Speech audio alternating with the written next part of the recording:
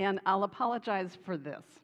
Suzanne said I look like a school marm coming up here to teach a class. I don't mean to look like that. It's just, you know, I need a little extra support sometimes.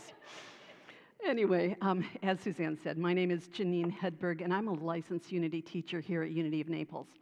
And it's my absolute joy to be part of the spiritual leadership team here at Unity, and it's my absolute fantastic joy to be able to talk with you this morning about one of my favorite topics. All this month, we're talking about insight and wisdom, and it's one of the 12 powers that Charles Fillmore talked about, started writing about it probably in the 30s. And he used to call this power judgment. We've kind of stepped away from judgment. It's got some bad aura around the world, around the word, kind of with all the TV shows about judges and choosing things. So we use different words right now to describe this wonderful power that we have, this absolute glorious way that we have to approach solving challenges, getting answers in our lives. And I have to tell you, I didn't make it to the concert last night. I absolutely love Jody and Glenn and Lalo. I mean, I wanted to come so badly, and I was just so tired. I said, you know what, if I'm going to have anything good to say this morning, I better go home and go to bed. So I did that, but I missed a wonderful concert. I saw it last year, and it's just great. But it's been a really rough week at work. I don't know if any of you have had a rough week, but I don't know if it's the spring equinox coming. I don't know if it's a full moon coming. I don't know what it is, but it's been a really rough week. And what that means is I get really busy, and I forget to do my spiritual practice. I stop meditating. Oh, it'll be okay. I've meditated last week. I don't pray. Well, you know, I prayed last week. You know, that should be enough. I just don't have the time right now. And what that manifests in my life is that I have a tough week. Because when I do my spiritual practice and I use the tools that we talk about here, those things that made it a tough week for me are just like little bumps in the road that I have tools and techniques to get through them. So now I'm learning one more time after how many years have I been here in Unity that I need to do my practice. I need to sit in meditation. I need to pray. I need to sit with questions and get the answers from insight, the answers from God, the good omnipotence in my life. So anyway, I was awake this morning. You'll love this. I was awake this morning at 3 minutes before 2. And I'm like, why am I awake at 1:57 this morning? I knew I had to do this, I was going to do this talk. So I said, oh, well, why don't I look at my watch and watch my watch turn to 3 o'clock? So I'm watching my watch, and all of a sudden it was 1:59, and then it was 3 o'clock. And I'm like, oh, I better get up. I better start to practice my talk. So I didn't get up, but just as that amazing thing happened, it happened automatically.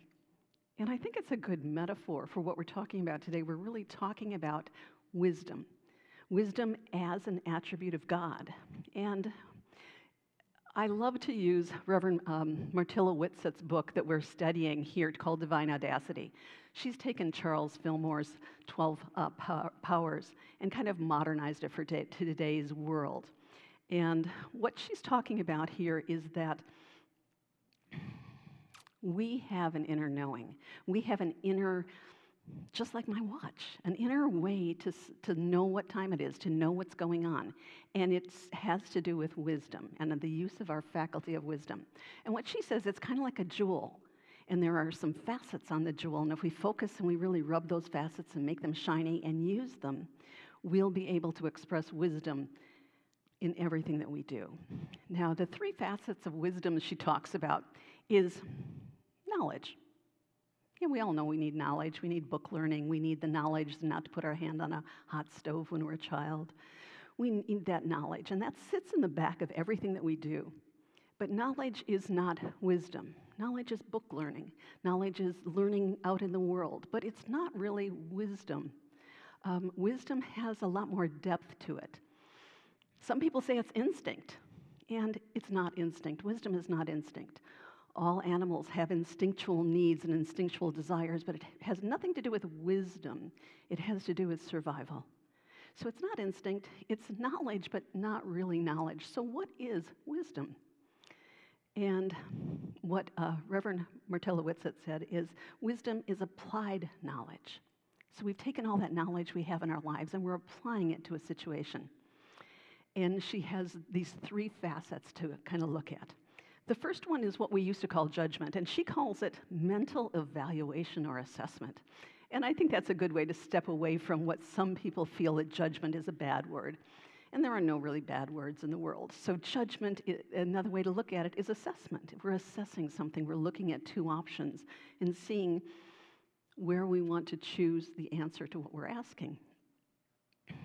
So the second facet is spiritual discernment. And discernment is sensing without judging. So it's having this place within ourselves where we can sense an answer and not judge it. And it could be something as simple as, well, I would never thought of that before. Or it could be something, yeah, I've been thinking about that for a long time, but it's, I've been judging it. It's not the direction I need to go. But what it is being able to take all of the input coming through the world into us and sensing a direction without judging it, saying, Spirit is asking me to do something. Let me just take a walk down that path, even though I don't totally understand it. So that's a part of what wisdom is. And the third part she talks about, which is my favorite part, is intuition. And intuition is a tool that we can all develop if we haven't developed it. I don't know if any of you remember Shakti Gawain. Back in the 70s, I bought this when I was in college and trying to develop my intuition. And she's got a second book out called Developing Intuition with some really great exercises in it. But we've been talking about intuition for a long time. And Reverend Martilla Wetzel really says intuition is the largest part of wisdom.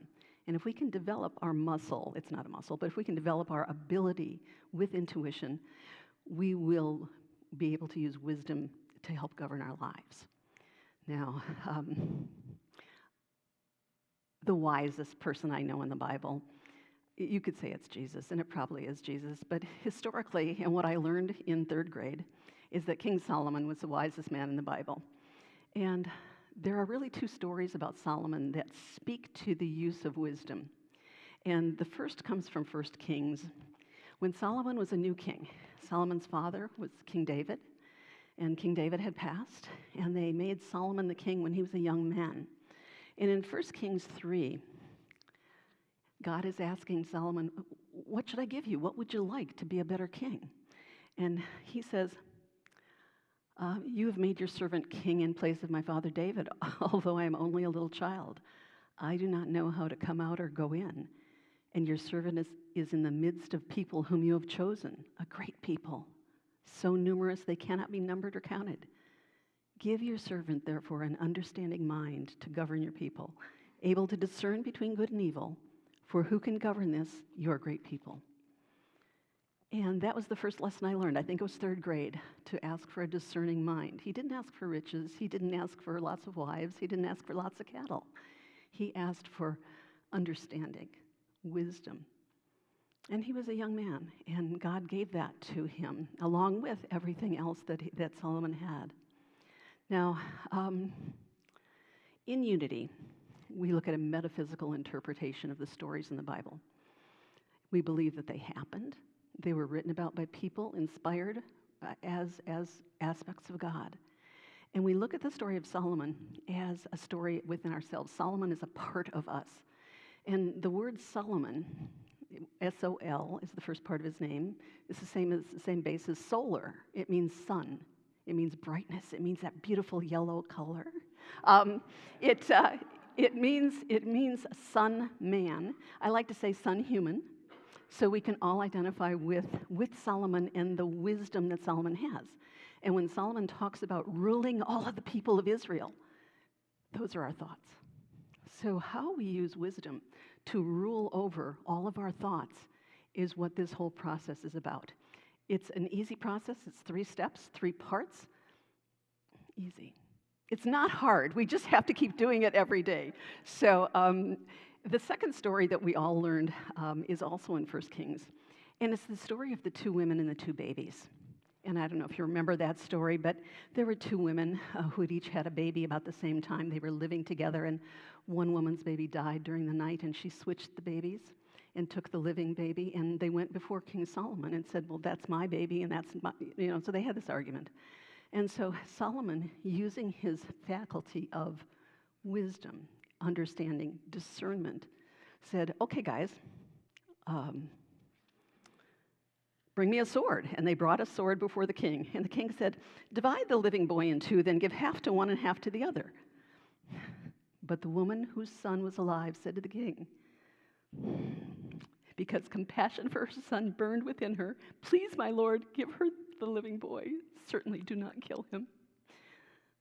That is the type of discernment we're talking about. I'm so sorry about this, but anyway, that's the type of discernment that we're asking for here. We all have challenges in our lives. Challenges that in the olden days, I used to take a piece of paper, pros and cons, and write these pros and cons, and if I had more cons, I wouldn't do it. If I had more pros, I would probably do it. The cons may still win out. And that's a use of knowledge. It's not a use of wisdom. It's not a use of discernment. And it's not a use of intuition. Now, it's still a tool.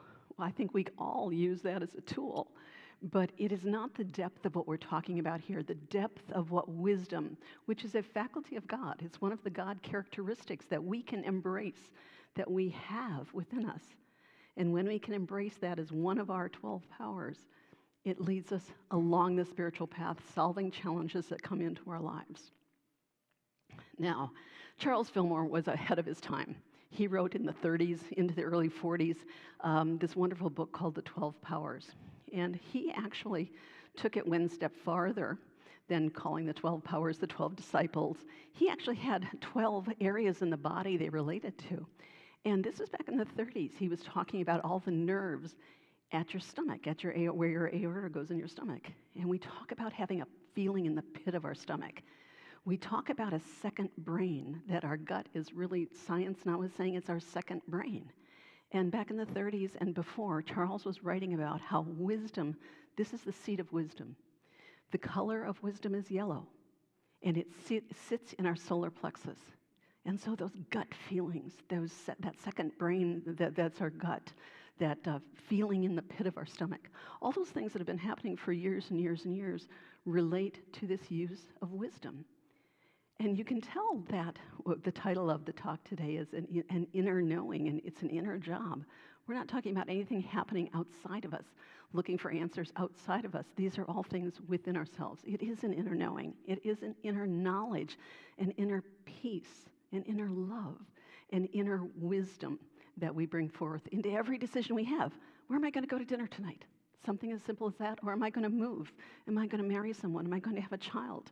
All of those questions we're able to answer by using these really great skills.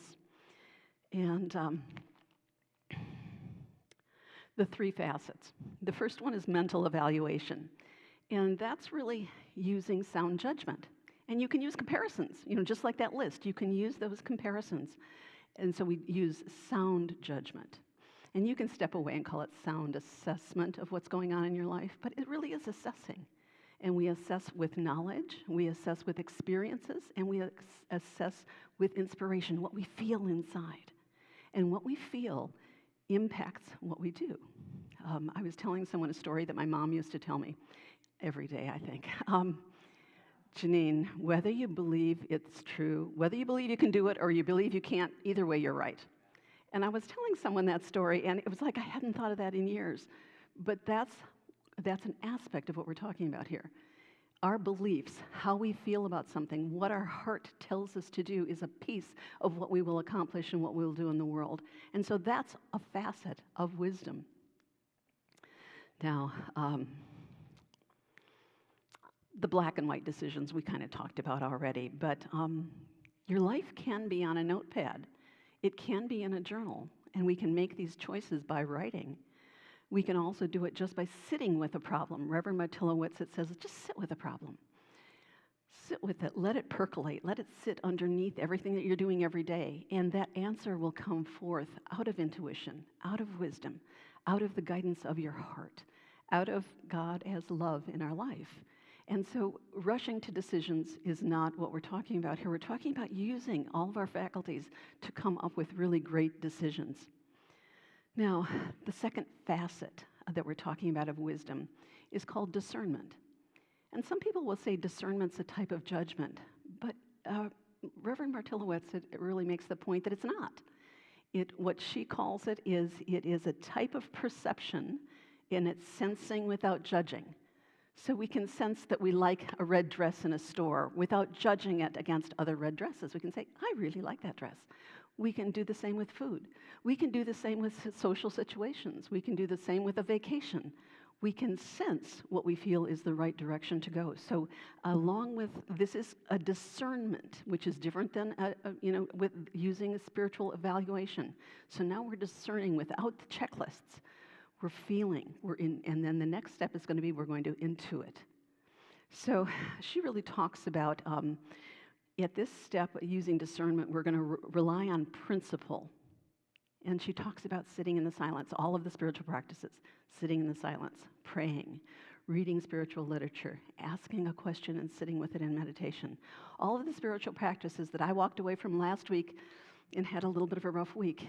When we do these practices daily and add other practices in, I'm sure Amy and Jesse play music and it's meditative. I know that Sandra writes in her journal every day and does wonderful things and experiences wonderful things.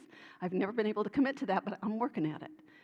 We all have other pieces of a practice that when we do it, it leads us into absolutely glory. It leads us to a God life, a good life, a life based on love. All right, so that third part that we're talking about is intuition. And intuition is really a gut feeling. And it's our birthright. It's something that is within us at all times. We were born with it, and you can look at children. Children often know what they want right there. They have that intuition within them.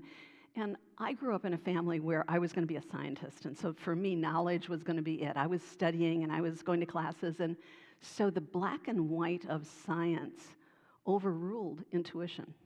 And what I found through Unity and through teachings here is that intuition is actually more valuable than knowledge. And when I can use my intuition, when I can sit into it and listen to my intuition, again, not judge it, listen and move down a path, then we have all three facets of wisdom operating together. And that's really all we're asking for here. Use wisdom as one of your 12 powers. Use wisdom as you go throughout your day. Use these facets of wisdom to make decisions. And the decisions will come from a God-based place, a place based on love, based on peace, based on perfection. And that's where, if all of our decisions can come from that place, I believe that that inner knowing, that inner knowledge will make us happy, well, living as the perfection of God, living as what we call in Unity the Christ, creating heaven on earth in every moment. And that's what I ask for everyone. Use this power, use this inner knowing. I'd like to invite Amy and Jesse to come on back up.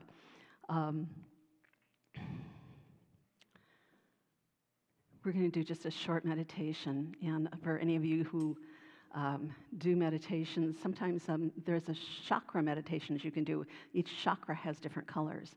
The chakra we're talking about here is the solar plexus chakra. Its color is yellow. And so I really want to think about that sunny, lemony yellow as we go into meditation and bringing that into your solar plexus. So Amy and Jesse, go ahead.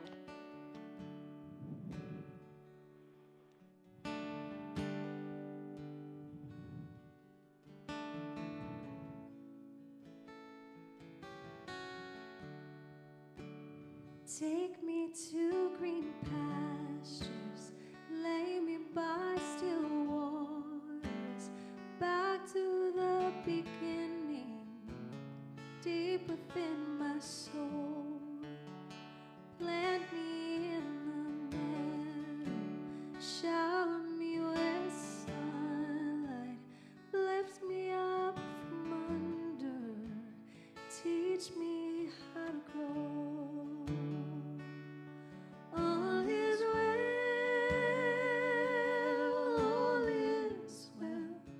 Listen to the Spirit whisper, all is well. All is well, all is well. In silence you can hear it whisper, all is well. All is well. All is well.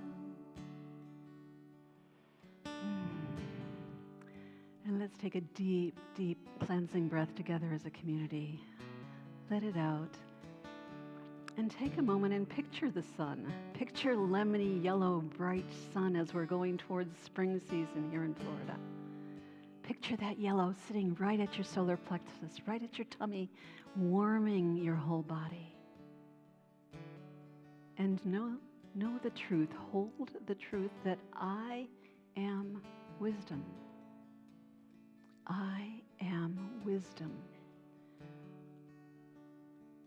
I am the God quality wisdom.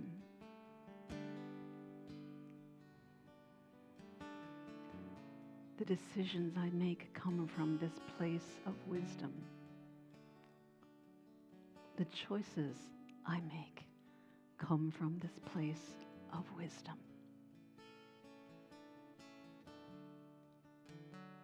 My wholeness, my prosperity, my joy, my peace come from this place of wisdom.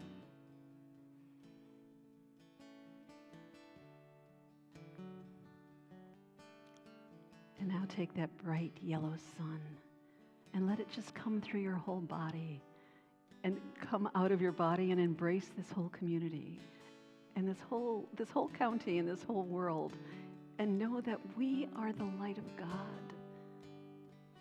This light shining from us,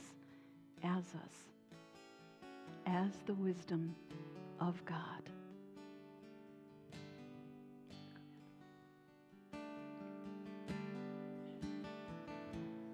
All is well, all is well. Listen to the Spirit whisper, all is well. All is well, all is well. In silence you can hear it whisper, all is well. All is well, all is well.